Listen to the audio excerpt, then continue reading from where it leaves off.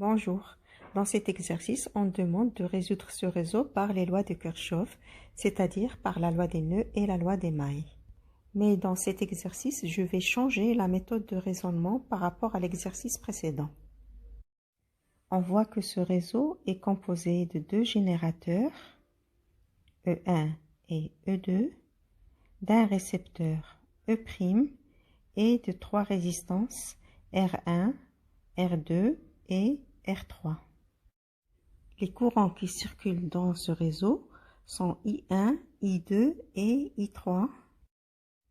Pour les courants I2 et I3, on choisit leur sens de parcours au hasard. C'est-à-dire, peu importe le sens choisi. C'est en fait le calcul qui va nous donner le sens réel du courant. Si on trouve un courant positif, ça veut dire le sens choisi, c'est le sens réel. Si on trouve un courant négatif, ça veut dire que le courant a le sens contraire à celui qu'on a choisi. Donc, je vais choisir au hasard ce sens-là pour le courant I2 et ce sens-là pour le courant I3. Appliquons maintenant ces deux lois sur ce réseau. On commence par la loi des nœuds. On cherche le nombre de nœuds pour déterminer le nombre d'équations en nœuds. On voit ici qu'on a deux nœuds, ce nœud-là et ce nœud-là. Donc, on a 2 moins 1, ça fait une équation en nœud. On prend par exemple le nœud A. On voit que les courants qui rentrent dans A sont I1 et I2. Et les courants qui sortent de A, c'est le courant I3.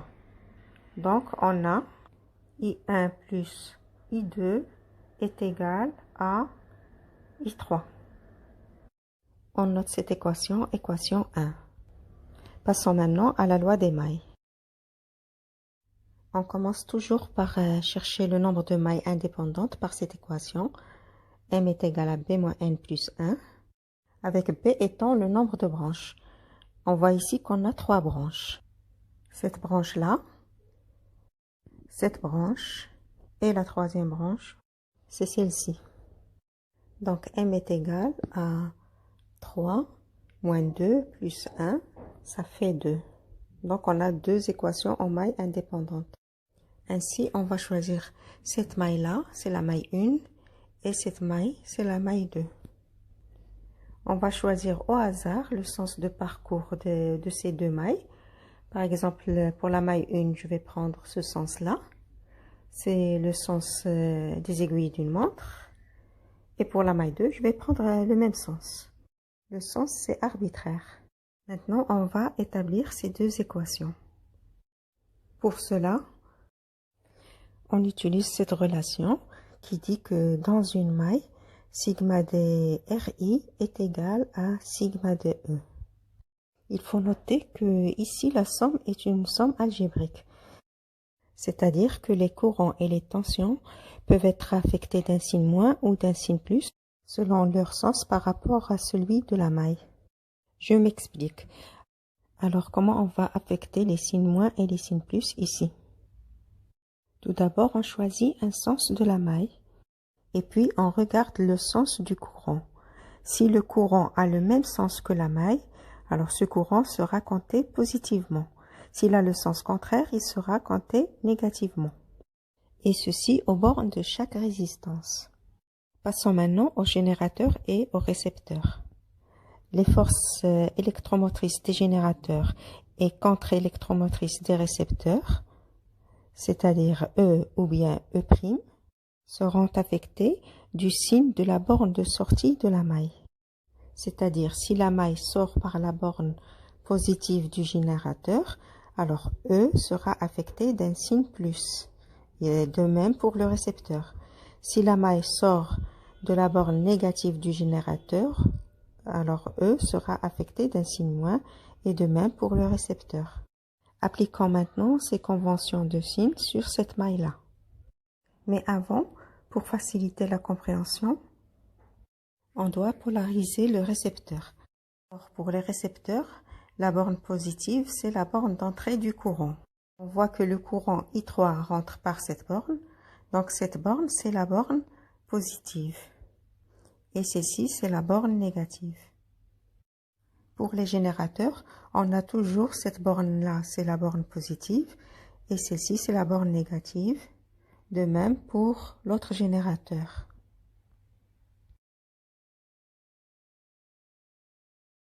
On peut commencer en suivant le sens de parcours de cette maille. On voit que I1 a le même sens de la maille.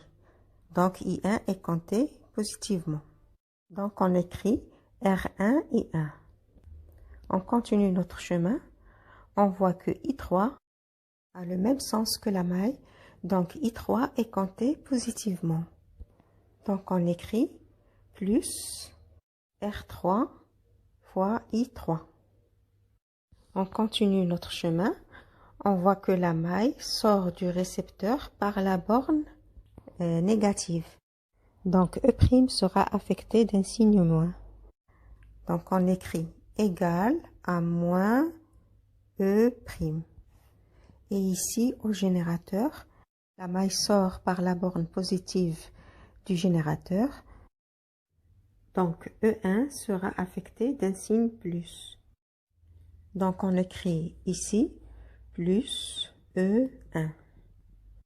Passons maintenant à la maille 2. On fait la même chose pour cette maille.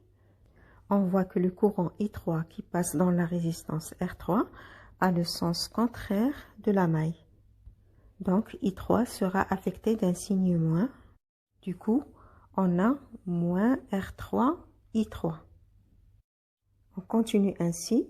On voit que I2 a le sens contraire à celui de la maille. Donc I2 sera compté négatif.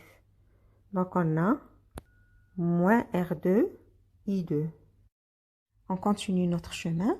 On voit que la maille sort par la borne négative du générateur E2. Donc E2 sera compté négativement.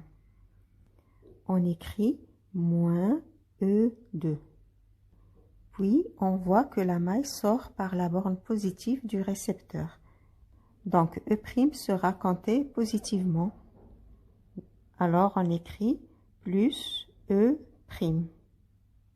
Notons cette équation, équation 2, et celle-ci, équation 3.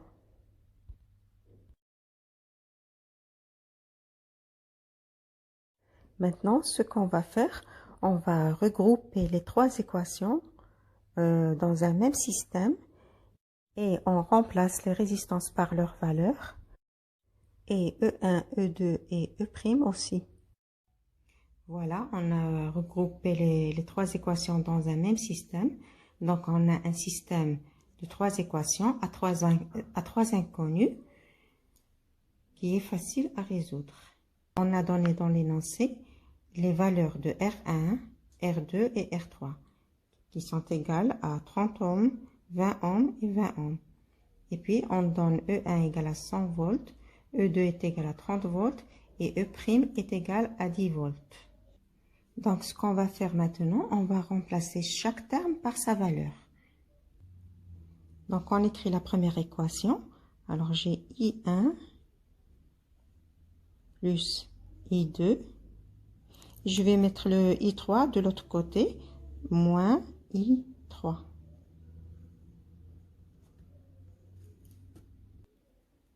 Et puis, pour cette deuxième relation, on remplace R1 par 30 ohms.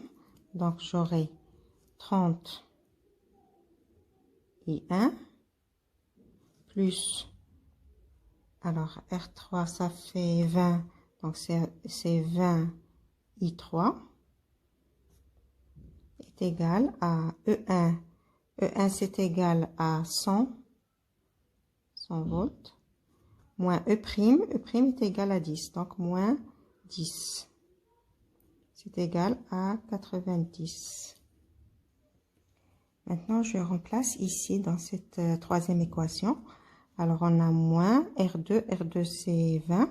Donc, moins 20 I2. Moins R3. R3, c'est 20. Donc, c'est moins 20 I3. Est égal à moins E2. E2, c'est 30. Donc, ça fait moins 30. Plus E', c'est 10, donc ça fait plus 10. C'est égal à moins 20.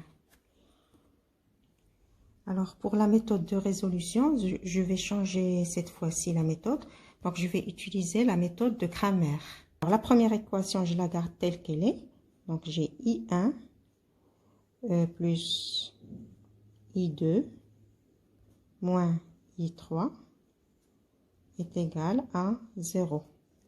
La deuxième, je vois que j'ai 30, 20, 90. Donc, je vais simplifier par 10. Donc, j'aurai 3i1 plus, alors on n'a pas le i2, donc je vais mettre 0 fois i2 et plus 20i3, on a simplifié par 10, donc ça fait plus 2i3 est égal ici 90, donc ça devient 9.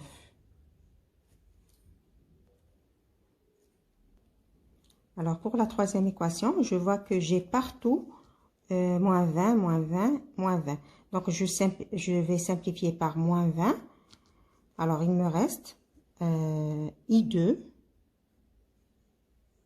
Je dois aligner les I2, les I3. Plus I3. Ah, pardon. I3 est égal à 1. Et pour le I1, c'est 0 parce qu'on n'a pas le I1 dans cette équation. Donc, c'est 0 fois I1. Maintenant, je vais l'écrire sous forme matricielle. Donc, j'ai ici 1, ici 3, ici c'est 0. Là, j'ai 1, ici c'est 0, ici c'est 1. Là, j'ai moins 1, 2, 1.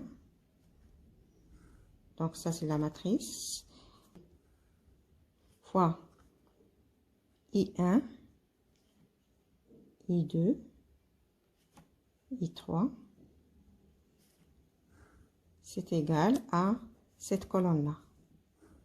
Donc, 0, 9, 1. Maintenant, on calcule le déterminant de cette matrice-là. Delta est égal au déterminant de 1, 1, moins 1, 3, 0, 2, 0, 0, 1. Donc, le déterminant est égal, alors c'est égal à 8. Maintenant, on calcule le déterminant delta 1. Alors, delta 1, donc il faut prendre cette colonne et la remplacer par cette colonne-là et calculer son déterminant. Donc, le déterminant de, alors 0, 9, 1, je remplace par cette colonne.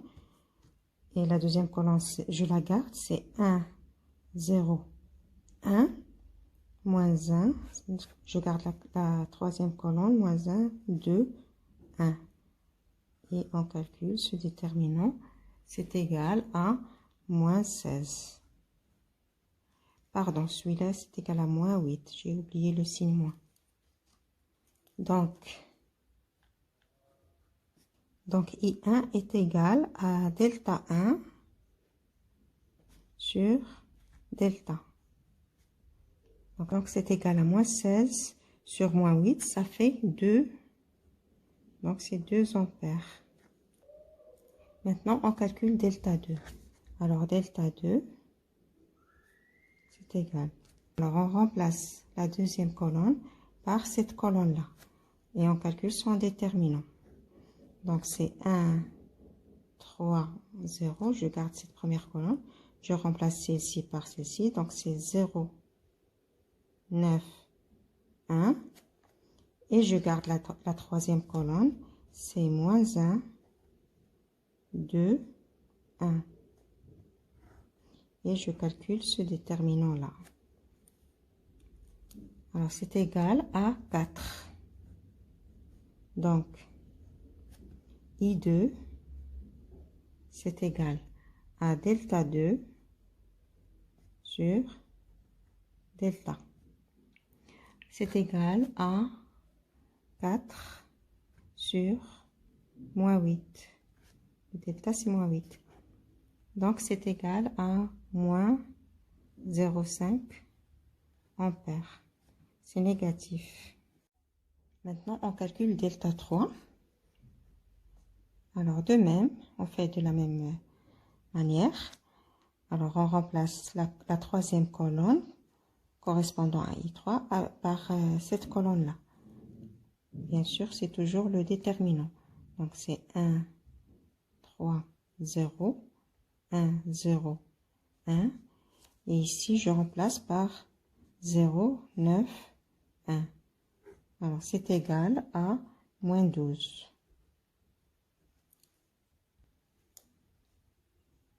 Donc, I3 est égal à delta 3 sur delta est égal à moins 12 sur moins 8. C'est égal à 1,5 ampères. On a trouvé I2 négatif. Donc, ce sens-là, c'est pas le bon sens parce que je l'ai choisi au départ au hasard. Et on a dit, c'est le calcul qui va nous montrer est-ce que c'est le bon sens ou bien c'est le mauvais. Donc, le vrai sens de I2, c'est dans ce sens-là. Pour I3, on a trouvé I3 positif. Donc, I3 circule dans le bon sens. Donc, c'est le sens réel de I3.